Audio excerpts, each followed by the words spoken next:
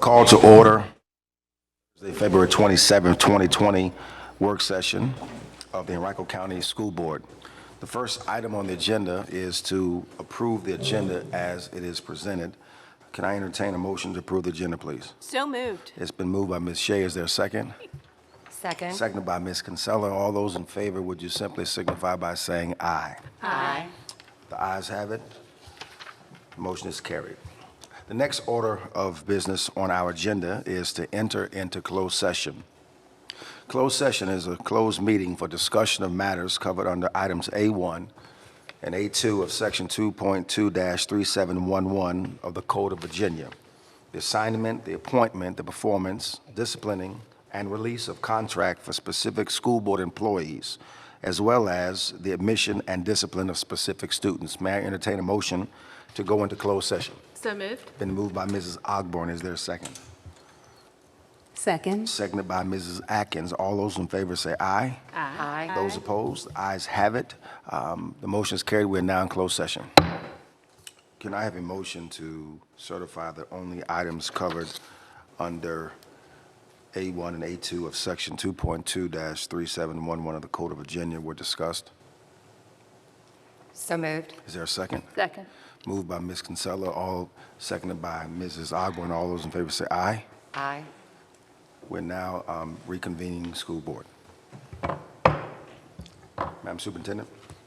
Thank you, Mr. Chairman and members of the board. For the first item, I'm recommending that the school board approve the readmission of student case number 18-19-S-8, and the name of the student is, of course, protected under the Virginia Freedom of Information Act. School board members, you have heard the motion by our superintendent. Is there a motion to approve her recommendation? So moved. It's been moved by Mrs. Ogburn. Is there a second? Second. Seconded by Mrs. Shea. All those in favor say aye. Aye. Those opposed, the ayes have it. The motion is carried. Madam Superintendent. Thank you. The next item is the recommendation that the school board approve the administrative appointments as shared. Thank you so much, Madam Superintendent. Board members, you have heard the recommendation from our superintendent in regards to the approval of administrative appointments. May I receive a motion to receive that? So moved. Been moved by Ms. Atkins. Is there a second? Second. Seconded by Mrs. Shea. All those in favor say aye. Aye. Those opposed, the ayes have it. The motion is carried. All right, thank you. Members of the board, you have just approved Dr. Stacy Austin, Director of Elementary School Leadership, Mrs. Candace Wilkerson, Director of Elementary School Leadership, Dr. Dia Champ, Director of Middle School Leadership, and Mrs. Anne Marie Seeley, Director of School Quality. And we'll have an opportunity to be introduced to those individuals at the monthly meeting this evening. All right, thank you. All right, for the next item, Mr. Sorensen is ready to come forward to offer an opportunity for any questions you may have related to the annual financial plan that's been proposed for fiscal year 2020-2021, and for which I'll subsequently be asking your approval at this evening's monthly meeting. Mr. Sorensen. Thank you, Dr. Cashwell. Good afternoon, Mr. Chair, members of the board. As Dr. Cashwell indicated, I do want to walk through the budget, but before I do that, I just want to update you guys on action at the General Assembly. Of course, we are following what goes on in the General Assembly. We won't have a final decision until they do adjourn and adopt a final budget. But we are aware that, of course, the House and Senate have their own versions of the budgets out. Both do change the governor's compensation packages, but at this point, we just won't understand the funding and all the components of that until a final budget is adopted at the General Assembly. But we are monitoring that, and we'll keep you guys up to date as things change. So back to the budget. What is before you is the budget that was presented, Dr. Cashwell's budget last month. There have not been any changes to it, so there's no need to talk about any amendments.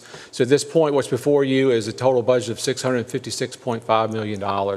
Again, it's the general fund is the largest piece, followed by debt service, school nutrition, and state and federal grants. Code RVA, just as a reminder, is up there because we are the fiscal agent. You all are do not adopt that budget. It's just disclosure because it does go in our accounting system. But that is the budget that will be before you tonight, and I will, of course, be glad to answer any questions you all might have.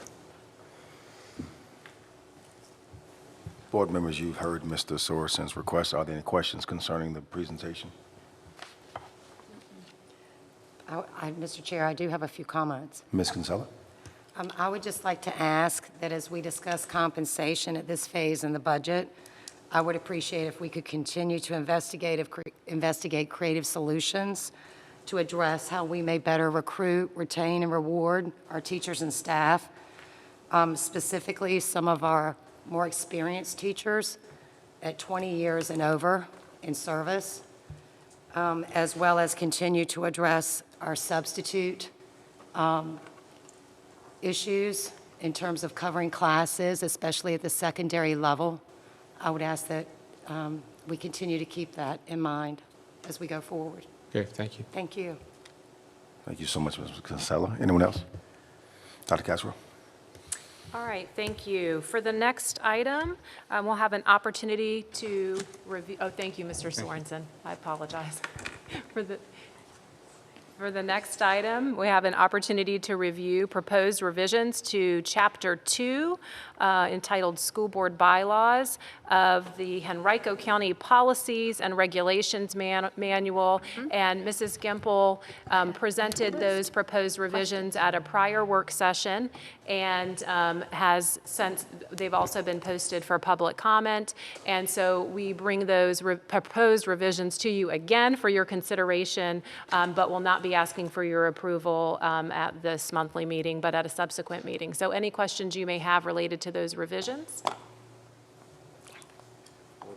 Board member, are there any questions? Mr. Chair, yes, I do. Ms. Ogburn? Okay, thank you.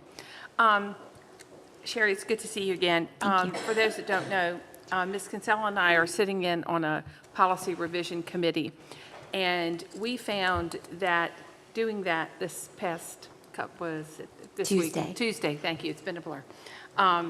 Gave us fresh eyes, basically, at this work, and it is one of the most important things we have to do is making sure that our policy, and we learned a lot on Tuesday, you did a great job, but policy and regulations actually mirror what we do. And the policy mirrors the regulations because those are, we learned that difference. But anyway, in that vein, I do have a couple of questions about Chapter 2.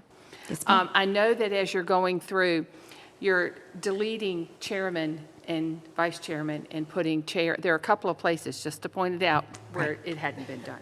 So I know there are a couple of changes on certain pages. Okay. I can tell you later. But anyway, where I happen to notice, I know you're doing it in some places and others. So, but I wanted to ask specifically about page 29 on our public forum, our public input.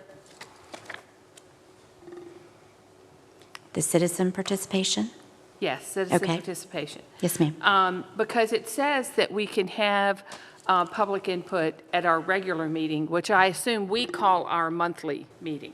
Yes, ma'am. Okay, so I wondered if we shouldn't use that terminology, because it says a regular meeting of the school board. Well, every meeting could be interpreted to be a regular meeting. So I'm thinking maybe that we should, and I assume we need to run this by the folks in the legal department, but still, that is our monthly meeting where we have public forum. Right. But it also says that we can have public input at a work session in that section. And I think maybe we need to look at, because we don't do that. I'm not sure, Mr. Anderson, if you have an opinion on this, whether we should delete that section, since that is something, and our goal here in this committee is to make our practice and our policy be the same. We don't have public input at a work session. That's right. It's always been the case that it's been a placeholder in the event that the board wishes to do that. Okay, It's a may, not shall, and so it leaves open the possibilities, but not required. okay, So if the board wants to take it out, then it's for never have, theoretically, I suppose you could go ahead and do it anyway, even though the policy doesn't say it. Right. It's been in there as a placeholder, knowing that that's an option. So it's really at the will of the board about whether you want to keep that option okay. in there. Well, we'll let the others weigh in, but I also noticed in that same section, it says that members of the public shall, and we talked about that word a lot on Tuesday, shall sign up at least 24 hours in advance. I don't think that's actually what we are doing. And so I would ask our clerks, do we cut people off at 24 hours in advance? but we let people sign up until the last minute. So I think we need to clean that part up as Okay. to what we really do. Basically eliminate that. They have to sign up prior to a meeting, but it says in there that it has to be 24 hours in advance. Okay. I will remove the 24 hours part, so just in advance, prior to. Right. Okay. Prior to, Okay, okay. got that. And then there are a couple of others.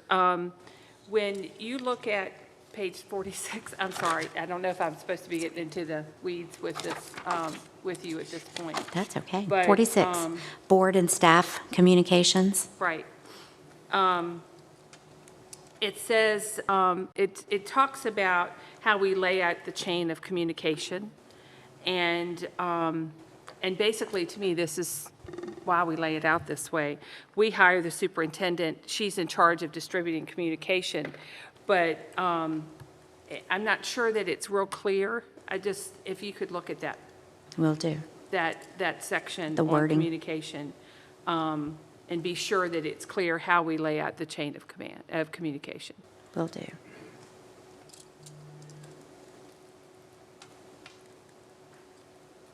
And I'm assuming when all of this is over, and are we going to change, each section has last revised, and some of them are so long ago.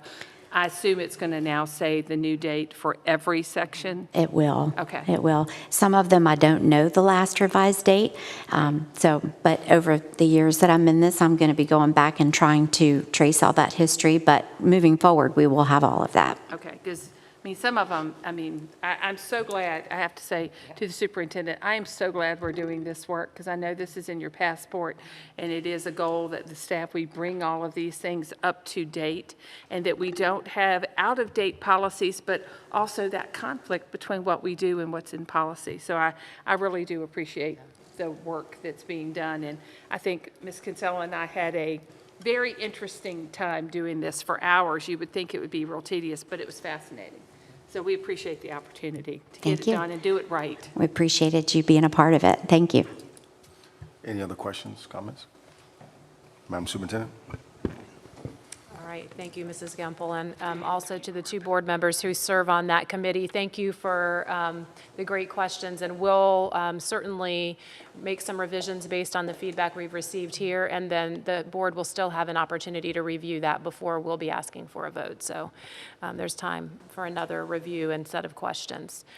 And so I am super excited about our next item. The next item is an update related to our elementary innovative learning coaching program. And I'm so pleased to have a number of staff here to present what I think will be an outstanding presentation that you all will enjoy. Thank you to the continued commitment to innovation that this board has shown, and our prior board. You may recall that in the last budget, we were able to significantly increase the number of innovative learning coaches, particularly at the elementary level, where we hadn't had as much innovative learning coaching support. And so that was a terrific investment that I believe is paying dividends in our classrooms. As I'm out visiting elementary schools, I can certainly see that impact in action.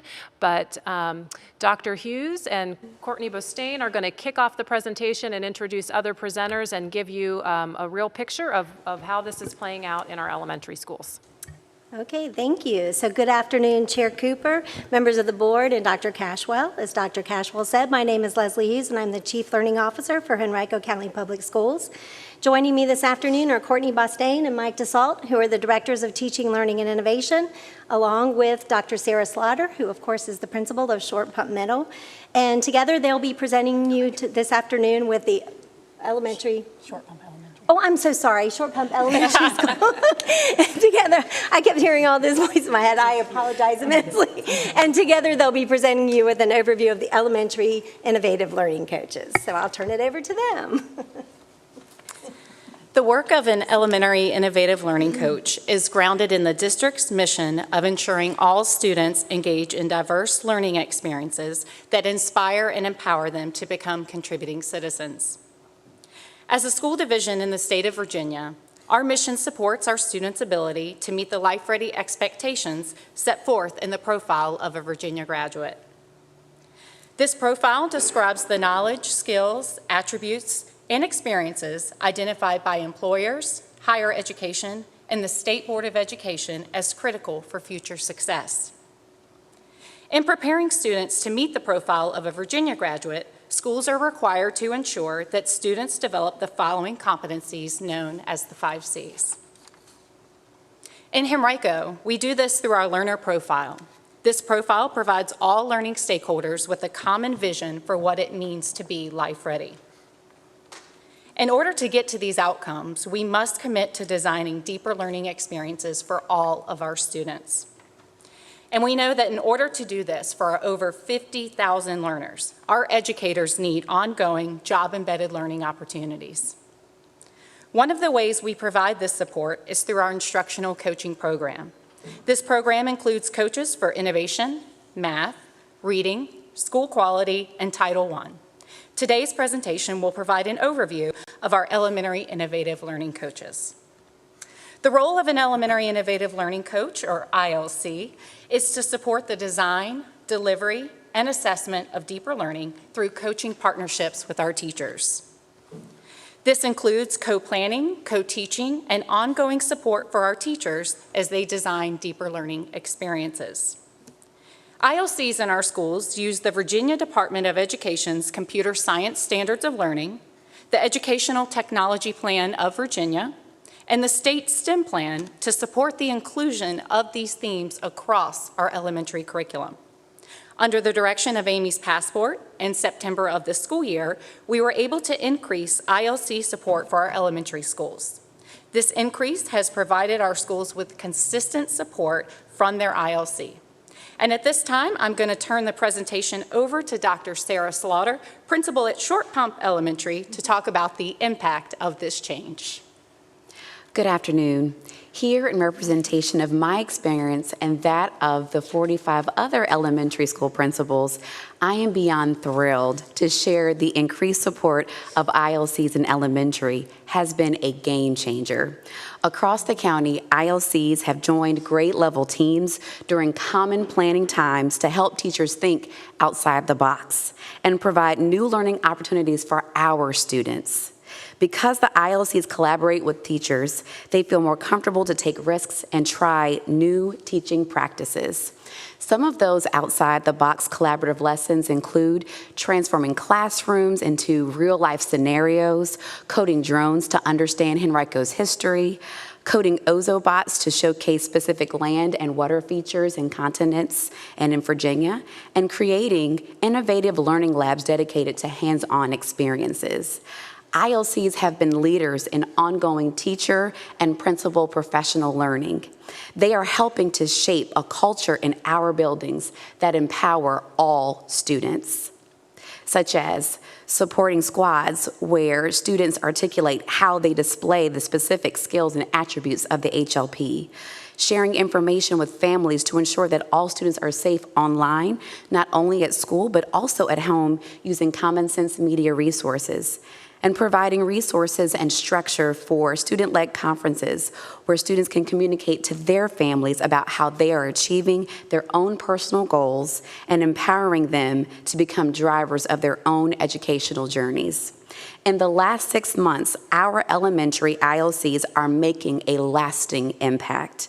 The examples I highlighted just scratched the surface of how our ILCs have been game changers in elementary schools.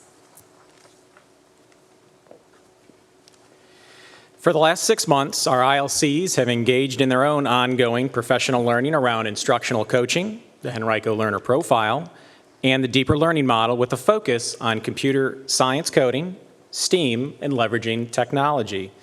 This commitment has supported their ability to impact deeper learning experiences for our elementary teachers, students, teacher professional growth, and our own professional growth as leaders, ensuring we're all actively supporting the development of life-ready competencies for all students.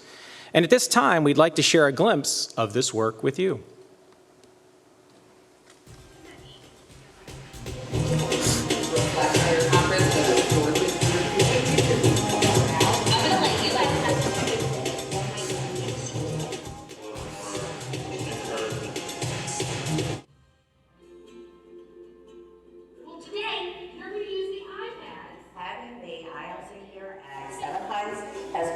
instrumental in changing instruction.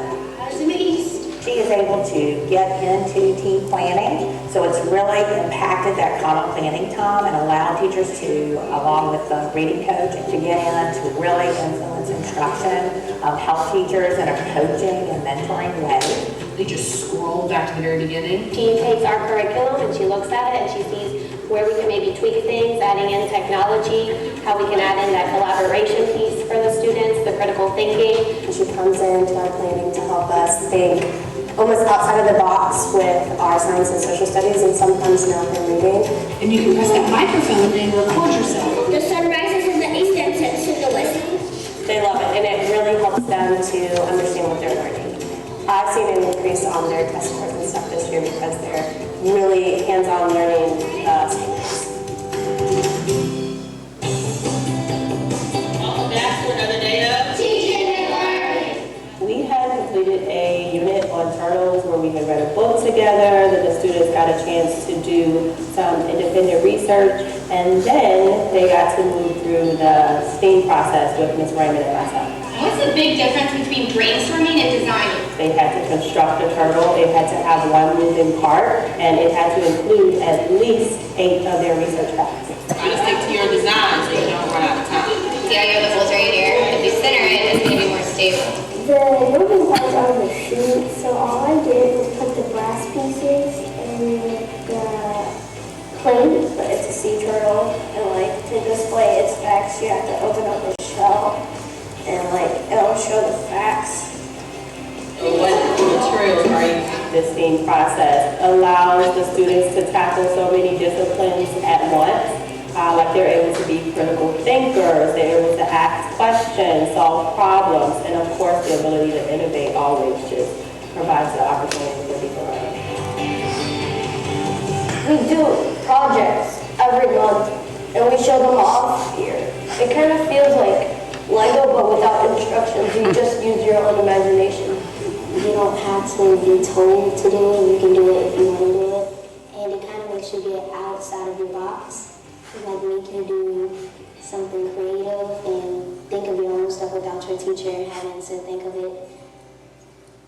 If there's anything super surprising there in the research that obviously We were meeting in a professional learning community, which we meet every month to talk about a book that we're studying. Our focus is deeper learning, and so we're learning about metacognition and brain development and how students can make sure that they're using a positive mindset. If I can change, at 30 years old, I feel like we can, sometimes we often look at the thinking as, here's an answer, all right, let's move on. And we need to take a step back and really think, okay, how did I come up with that answer? If my answer was wrong, where did my thinking go wrong? The letter P, and we never give up. And so instead of just saying, I can't do it yet. And so we talked a lot about this power of yet in our deeper learning. You are so smart. But we can reflect on what we do know and set goals to hopefully reach those goals and dig deeper. What kinds of new goals do you? As she grew up, it was very much a celebration when we found out that we were going to be getting an innovative learning coach. So we're really pumped about our HLP squads. We took the houses. We knew we wanted a squad feel, a house or a group or a way to bring our school community together. But we also took Henrico's vision of how can we make the Henrico Learner Profile and those 6 C's something that's in our daily school life. And so we have those 6 squads and the whole school is based upon them. So we're going to use this model to play some games to get to know each other a little bit. I'm a collaborator. Critical thinker. Communicator. Go to see Miss Aquilina. You have a group of friends that are not only in your class, but that are in your grade level and that are in the school, that are going to support you, that think similar to you, but also that you can learn from, and that you have other teachers and administrators that you recognize and you can build a relationship with. Nicholas, right? It's a life skill, kind of, so you have to just learn how to do it. It hasn't really changed me, but it's helped me with like thinking differently and working well with other people. People that you can say hi to, that you can give high fives to, that you can know by name and be able to talk to. I guess let's team is a group of teachers who are kind of working on professional development in a way that we've not really done before. It's kind of like a PLC, but it's different in the sense that we are driving the development that we want to experience and then reflecting on it. We made the choice this past summer to get involved in that process, and it's been one of the most phenomenal things I believe we've ever done here. Your parents are going to want to know what that is. What I personally have done is looked at the standards of learning and how I normally teach them and thought, how can I teach this in a way that is more meaningful to students? So for me, that really centers on student engagement. I've really been intentional with the books that I'm choosing, the topics that I'm using, as opposed to just picking a random topic or a random read aloud that might be a high quality piece of literature, but it's not necessarily going to connect to my students' lives as well as maybe the wildfires that are happening in Australia or something else that's happening in their world. You are using the skills that we practice. Our ILC is very involved in the process. Having one in the building full-time now, I can definitely feel the difference.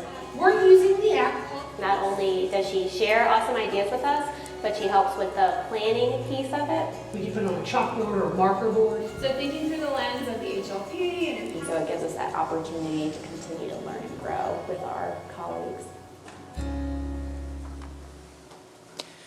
So as you can see, this is a really exciting time for us at the elementary level, and we appreciate the board's continued support of our coaching programs in our schools.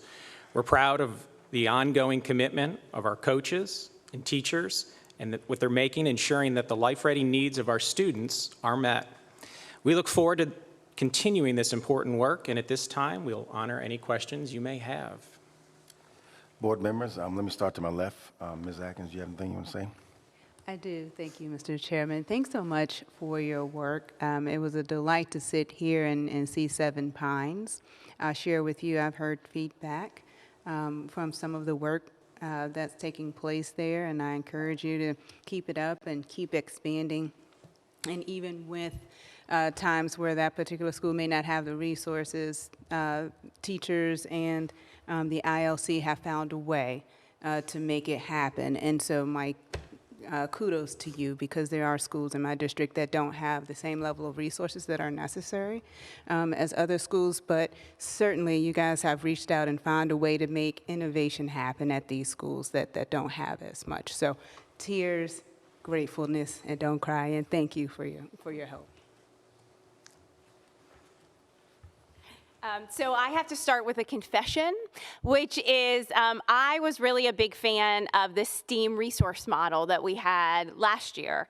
And when this new plan came out, I was skeptical of the crunch it could put on teacher planning time, and also removing a designated opportunity for every elementary school student every week to be able to tinker and build problem-solving perseverance.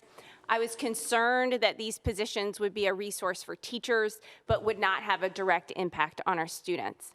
I am delighted to say that I was wrong. And in just the last 2 months, in the time I've spent in my schools, I have firsthand seen the impact of the ILCs. In conversations with teachers and administrators, they have told me time and time again that this has been a game changer for them. And I'd like to take a personal privilege to thank and call out two ILCs who have invited me into what they have been doing in the past couple months. Heather Reed at Mayberry, she worked together with other Encore teachers to reinvent the half day. And they had some rotating stations for their second and third grade with Code and Go mice doing math, and Dash for famous Americans, Makey playing a paper keyboard, and painting with Spheros in art. What a wonderful way to spend a half day. As well as Sarah Hardiman at Pinchbeck. She developed the Shop Your Heart Out along with their librarian and art teacher. Students designed, made, and sold products to benefit a charity they researched. They even marketed the event and had a professional come in and show them how to design their own storefronts. And you know, the ILCs, they have lots of cool toys and lots of cool tech. But it's not just that. It's value added to our students. And I think back to when I was in the classroom and how so often the only time you would collaborate with a technology teacher is when there was some sort of deficit. If there's something you couldn't do, or there's something you weren't doing well, or you needed a breather. And the way that you all are flipping the script on that, I think is going to transform a lot of things in our county. You are growing a professional culture of collaboration, and that we recognize that we're better together, and we can utilize our strengths to innovate far more together than we could by ourselves as educators. This benefits our teachers and our staff and their workload. It also benefits our students through opportunities that they wouldn't had, and it also models to our students the collaboration that we want them to do. So thank you. Thank you for taking on this new initiative and for doing it so well. And I love that the third thing that the ILC does is assess, and that to continue to assess that this work centers on our students and is really value added for our students.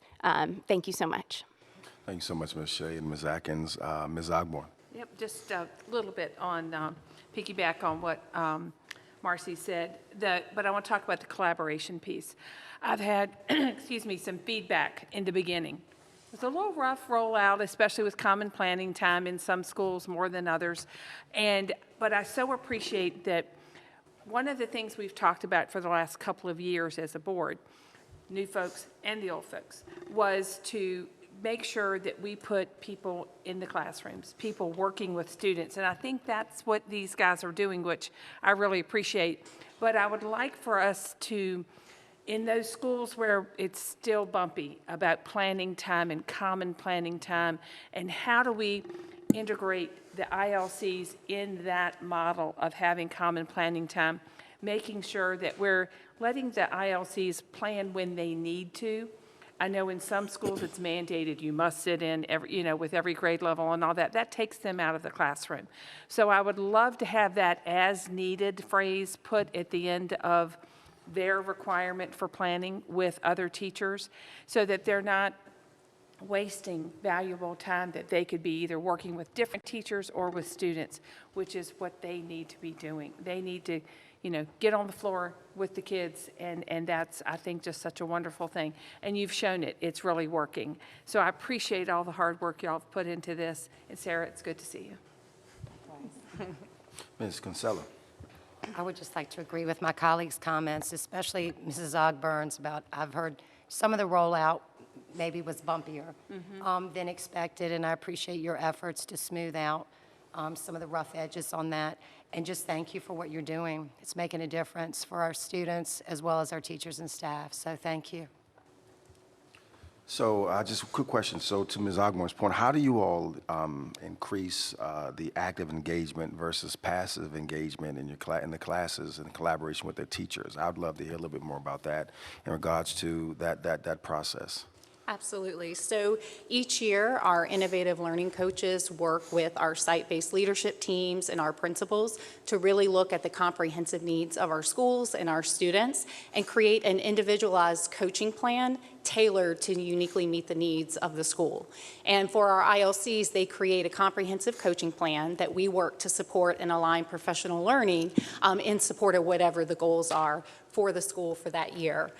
We use our Henrico Learner Profile progression, and our coaches are evaluated on our coaching performance standards that, much like the teacher performance standards, have associated student growth measures. And so again, we use the Henrico Learner Profile progression to help really guide and inform that work, to really get to those higher levels within that progression, and that's where we're seeing that active engagement. I appreciate that. So has that directly correlated in increased teacher effectiveness in regards to having some sort of litmus test to where they were to where they may be now in regards to the increase because of the additional resources that we put in?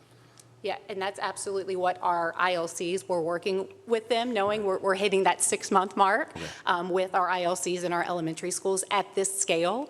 It's really allowing for that more personalized coaching plan for the schools so we can have a better assessment on the metric and the growth, and really, again, setting those benchmarks for the teachers in our school and also our students. Well, thank you. I mean, again, this is phenomenal as far as our desire to be innovative and creative. And, you know, different people have different skill sets, and some, you know, I can do it hypothetically, but then the practicality of it is where the rubber doesn't hit the road, and I can conceptualize it, but I can't concretize it, right? So my interactions with every ILC, they're very energetic. They're very passionate about what they do, and we do know that if you're very passionate about it, then you have energy to do it. So again, thank you on behalf of all of us. Dr. Cottrell. Well, certainly, I hope you could see from the presentation the dynamic impact that's happened with our students at the elementary level as a result of the work our ILCs are doing in partnership with our elementary teachers, but that's only made possible by the tremendous efforts of the team you see in front of you who are guiding and shaping that vision. So kudos to all of you and our school-based leaders. Dr. Slaughter, I know you're representing the elementary principal voice in this, and so this work wouldn't be possible without the central team leading the effort, our school leaders at the helm of our elementary schools, and then, of course, the ILCs working with our teachers to make magic happen for students. So thank you for all you've done. I appreciate it and echo the thoughts the board has had. Thanks for the presentation. We appreciate the update. All right, Mr. Chairman and members of the board, the next item is in quite a different lane than the ILC update, and that is an update related to comprehensive redistricting. So Mr. Sorensen is going to come forth and let us know where we are in that process and offer an opportunity for questions. Thank you, Dr. Cashwell. The full committee met on February 19th at Jackson Davis Elementary School to prepare for the upcoming public information sessions. The committee will be providing two options, both March 4th at Wilder Middle School and March 5th at Hermitage High School. And both meetings will begin with a presentation similar to the format we had last time, a presentation at 6:30, followed by a gallery walk of the maps with the committee members around the maps to answer specific questions from the public. The next committee meeting will be a full committee meeting. This is a change to the calendar, so we are having a full committee meeting on March 18th. Our website has been updated to reflect that. And that meeting will be at Henrico High School, and we'll start at 5:30. So that's an update of the last meeting and the meetings coming up, and of course, I'll be glad to answer any questions you all have. Thank you so much, Mr. Sorensen. I'm going to start to my right. Ms. Kinsella, do you have any questions for Mr. Sorensen? No. Okay. Thank you. Ms. Ogburn? Oh, I have comments. Well, that's the same thing. Okay. Yes, ma'am. Question. I apologize. Yes, ma'am. I apologize. Firstly, I wanted to once again thank the committee and staff for the diligence and the hard work thus far in the process. I believe the redistricting committee was given a directive by the board to independently create a comprehensive redistricting plan. I think it's, these are my opinions. I think it's counterproductive and premature to request changes to the committee's work before they've presented their final plans to us. That said, I continue to carefully follow the committee's work, as well as all of the feedback I receive daily wherever I am, whether it's on my phone, via email, at the grocery store, in my schools, with my principals, with teachers, community members. No school district has suffered more from overcapacity and overcrowding in the past 8 years than the Brooklyn district. I believe the committee has identified this as a current and future problem.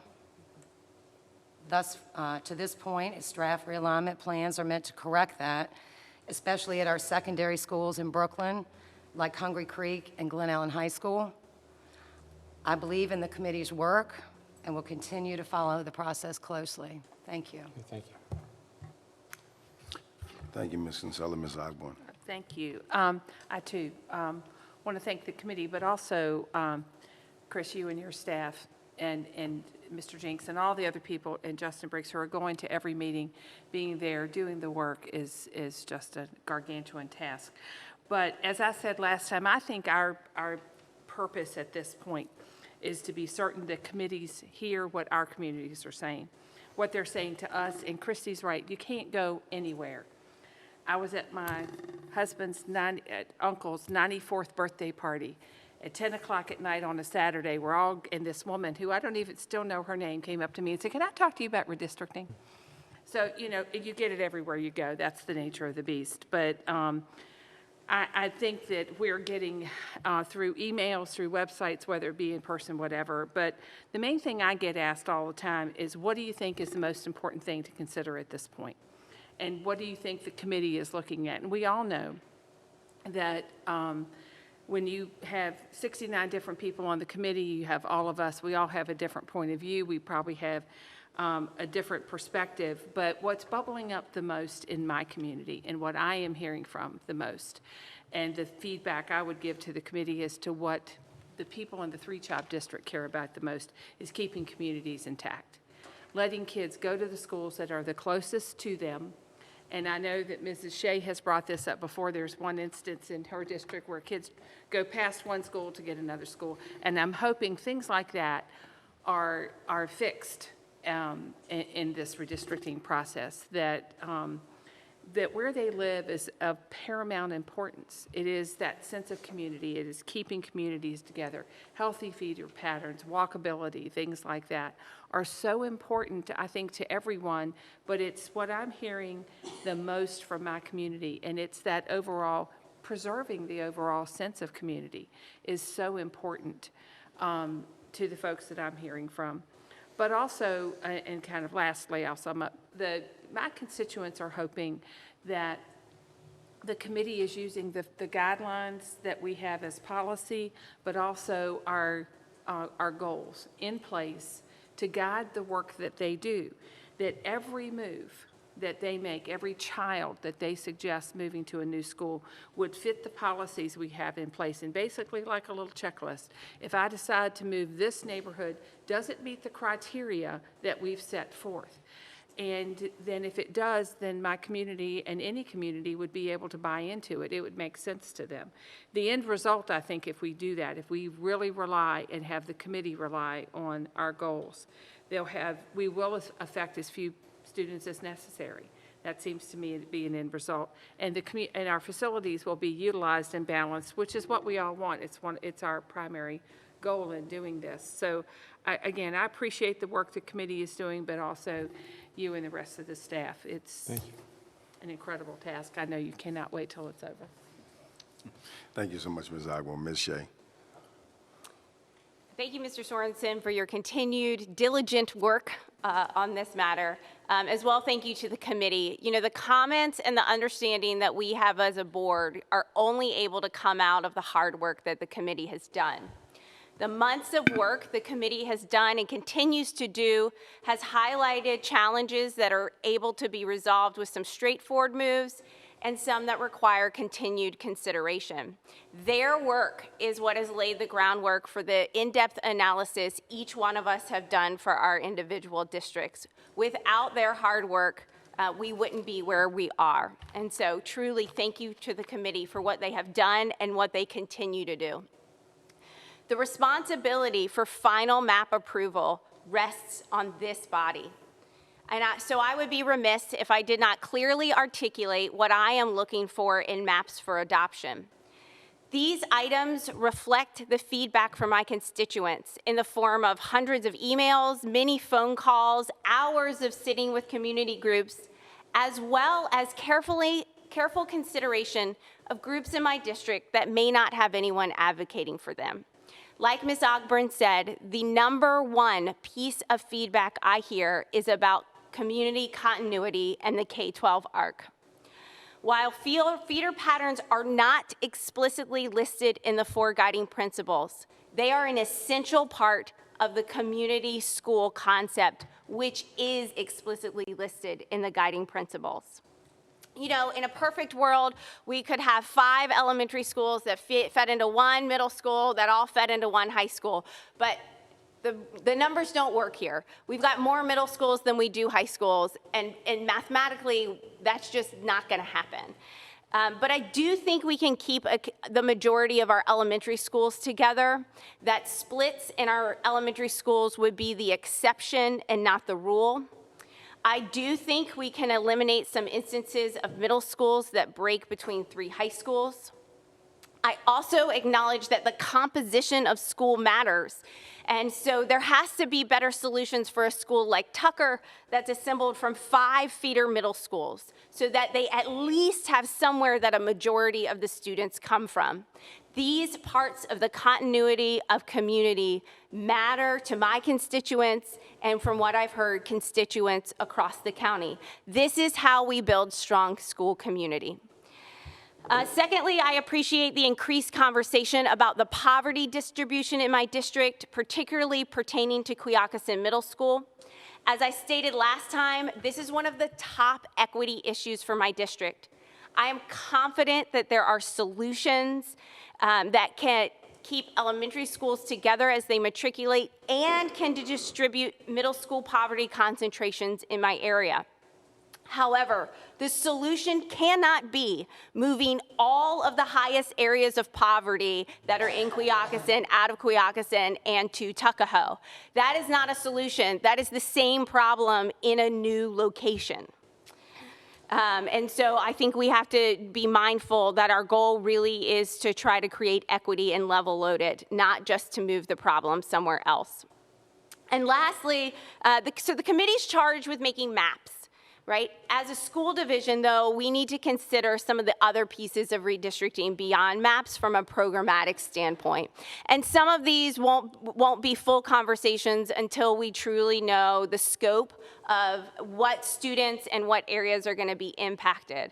I think it's wonderful that we are committed to allowing 5th, 8th, 11th, and 12th graders the option of grandfathering in. I have concerns about the 7th and 10th graders as well. And I realize that grandfathering those grades almost limits half of the effectiveness of redistricting. But I think we need to have a conversation about it when our maps get closer. Or perhaps we think of other out-of-the-box solutions and look at perhaps students that would move schools being able to start at their new school earlier. I don't know what the answer is. I'm not saying either one of those are the answer, but I'm saying we need to have these conversations once the maps get closer to lessen the impact on some of our families. Thank you so much, Ms. Shea. Ms. Atkins. So it's interesting when you're in the community, when you have the mom hat on, or if you have the school board hat on, or if you're the dad, at your child's game. I think that regardless of what hat you wear or where your heart is, let me be the first to say that all Henrico schools are good schools. Let us keep in mind that if your child ends up going to another school, Henrico schools may not be perfect, but you have hundreds of individuals working to make them perfect, and I just felt led to share that. So regardless of where your child ends up, know that Henrico County is a good place to be. So just needed to say that. Thank you so much to the staff, to the committee, and to the hundreds of parents out here that have a little fear right now, and you're right to have that. But I also want you to keep in mind that the charge was to allow a committee to figure this out. I don't feel comfortable giving guidance on what to do quite yet because there's so much information still to decipher, still to understand. I can share with you on behalf of my constituents. I could probably share comments that I received from other districts. But I think that the right thing to do right now is to make sure that we do understand that there are some foundational things that we need to be thinking about right now. And the first one for me is that all Henrico schools are great schools. The second one for me is to understand the safety of our children and what they are hearing and what they are seeing when there is ugliness, whether it's on social media or in person. I also think number 3 for me is when we are looking at redistricting, some of this, just as Marcy said, is a numbers thing. And so we really do have to make sure that while we have compassion and emotions, we want to stick to some facts. And we want to allow the people that we said and charge them to do the work to do just that without feeling some of this emotion and some of the volatile climate that I'm actually seeing right now. And I could echo everything my colleagues up here said, but the several things that I have not heard is just those reminders that we're talking about children. We have a ton of staff and teachers that are doing an excellent job.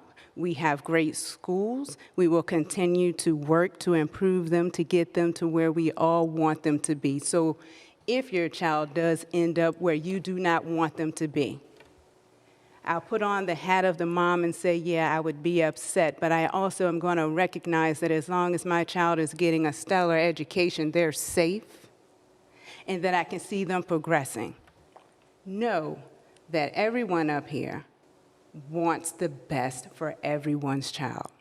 And redistricting is a process, the redistricting process is one that is complicated and complex, but May will come and June will arise, and we will have students walking across the stage to graduate, regardless of what high school they attend. So please keep that in mind as you listen to us up here. And I'm sitting here, and I don't mind the redistricting emails. That's why I'm sitting here, but I will share with you, when you send me an email, I will respond and tell you first and foremost, your child is in a good school, regardless of where that line sits. Thank you so much, Chris, and thank everyone for all that you're doing. Thank you. Yes, ma'am. Thank you. Thank you so much, Ms. Atkins. Again, I echo the sentiments of my peers in regards to dedication, commitment, sacrifice, and service of your staff and the committee members, and we look forward to the progression, the next 2 dates, the 4th and 5th, as well as presentation at Henrico High. So, again, thanks. Thank you all for your support, kind words. Thank you. Thank you, Mr. Sorensen. All right, for the final item, I'm bringing forth an opportunity to ask any questions you may have before I subsequently ask your approval at the monthly meeting this evening related to a proposal from J.H. Pence Company in the amount of $201,912.31 for the replacement of gymnasium bleachers at Godwin High School. And if you have any questions, Mr. Pritchard's here to answer them, and again, be seeking your approval this evening. Ms. Shea? I just want to say I am so excited about these bleachers. What's the timeline? Work should begin this summer, once all the stuff gets done and we get kids out and we have the gymnasium to start working on. So begin at that process. Yep. Anyone else? Thank you so much, Mr. Pritchard. Thank you. All right, Mr. Chairman, that concludes items from the superintendent. Thank you so much, Madam Superintendent, as well as staff, board members. You have heard the report of our superintendent. Is there any unfinished business that we need to attend to? Having said none, is there any new business that we need to attend to? I do have an item of new business. Okay, and I Ms. think we have a picture that I want to put up. Ms. Ogborn? Okay. Okay. What you're looking at is Mrs. Nowicki's 5th grade class at Springfield Park Elementary School this morning. These students invited me to come be part of a panel. It was absolutely an amazing learning experience for these kids. They decided that they had a problem in their school, and they wanted to fix it, and they wanted to be, friendly to our planet and eliminate the use of plastic water bottles. So they have come up with an idea of each of them having their own water bottle and having water bottle filling stations throughout the school. So they came up with a proposal. One thing led to another, and they did a Shark Tank style pitch to executives from Markel Corporation this morning, and you can see 2 of them are standing on the right-hand side. There were 3 altogether, and they did an amazing job of researching why this was important to our planet and to each other, but also the benefits of hydration. They did everything you could possibly do to make these executives want to be part of the plan. And so they did this Shark Tank style pitch to ask for a donation to pay for 2 water bottle filling stations. And after their pitch, we were all amazed at it. Every child up there had a different reason, part of their research that they had done. And after they were done, the Markel people could not resist being involved. And so they are going to donate $3,000 to the school to have water bottle filling station. It was an amazing thing to see these kids get so excited. And so the folks from Markel, if you can see the water bottles, the white ones, they brought water bottles to the kids. They, I think they had an idea that they might want to participate after seeing these children. But anyway, just wanted to share that with you. It was an amazing learning experience from the kids to look at this, a need in their school, and figure out a way to make it happen. And a shout out to the Markel Corporation. They are wonderful community partners, and this is just yet another example. So thank you for that. Thank you so much, Ms. Ogborn, for your highlight and illumination of the great day today. Anyone else? Ms. Shea? Yeah, I would just like to take a moment to invite my colleagues and others, if you haven't had a chance yet, to visit the Freeman portal. It is an amazing experience. Freeman High School is hosting a shared studios portal. There are about 50 of them around the world. I believe they are the first public school in Virginia to have one, and it's only for a temporary time thanks to a grant by the Henrico Education Foundation. Last week I was able to portal in with She Is DSF, which is a women's empowerment group at Freeman. They portaled into Herat, Afghanistan with a young woman in Herat, Afghanistan to talk about access and opportunities and similarities and differences. And then I was able to sit and have breakfast with the young women from Freeman and listen to them debrief, and just a really powerful morning. This past weekend, I took my kids with me and during the public hours, and we visited a displaced persons camp in Iraq. And then just this morning, I was with an art class who portaled in with Milwaukee. A student from VCU had come and done a master class with the art students at Freeman and via the portal to those in Milwaukee. And then today was the follow-up where they shared their works of art and did kind of an informal critique of each other. So really neat opportunities going on. This weekend is your last opportunity before the portal moves to its new destination. The times and destinations are listed on their webpage, which is freemanportal.org. And I hope if it works with your schedule that you'll just take an opportunity and come see the amazing things happening there. It was actually an idea of one of the students at Freeman to have this, and she followed through. That sounds wonderful. Glad you made it back safely. Anyone else, Ms. Atkins? And that being said, again, thank you for your engagement and your enthusiasm with your various schools and various constituency. I want to make a brief announcement that our next meeting will be this evening, Thursday, February 27th, 2020, our monthly school board meeting at 6:30 p.m. Having said that, if there is no other business, this meeting is adjourned.